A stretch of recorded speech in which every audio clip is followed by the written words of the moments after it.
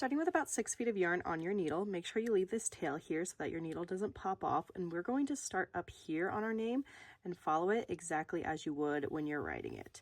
I will have all of the materials linked down below, and they're also linked in my Amazon storefront. I'm going to start here and I'm going to pop my needle up on that line, and I like to embroider away from me. So I'm just going to flip my garment so that it's facing away from me. Pull that yarn most of the way through, but make sure you leave a tail on the back, and you're going to do a whipped back stitch with this later. I'm going to zoom you in here now, and we're going to learn the chain stitch. So to do the chain stitch, I like to go down in the same hole we just created. Notice how I'm going to the right of the yarn in here. I'll zoom you in a little bit more. And then my hands are so dry. And then you're going to pop your needle up on that line about 1/4 of an inch away. Make sure that your yarn is behind your needle and pull this through. I'll zoom you out so you can see the loop I'm creating. But you have this nice little loop, and make sure that you're in the loop. And then pull through. Stop once you feel any bit of resistance. So again, we're going to go down in that same exact hole. Notice that I'm going to the right of my yarn.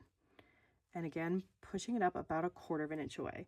I'm going to zoom you out now so that you can see that the yarn is coming behind the needle and you're creating this loop when you pull through. You're going to continue this process all the way until you get to a natural stopping point like this D, and then we will come back and I'll show you how to finish it off.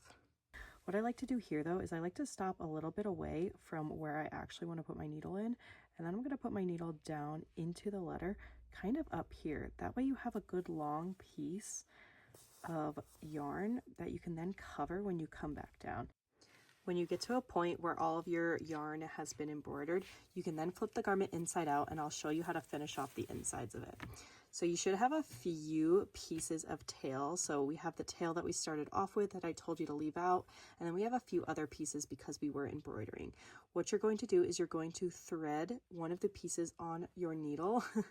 It's a little complicated back here. But then I'm going to zoom you in, and what you're going to do is you're going to take that needle with the yarn attached to it, and you're going to start weaving it into the next closest stitch here.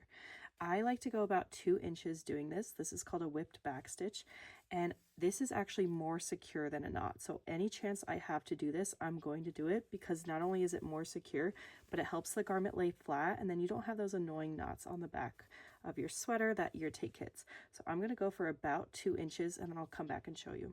Once you get finished weaving in all your ends, you can just snip all the excess.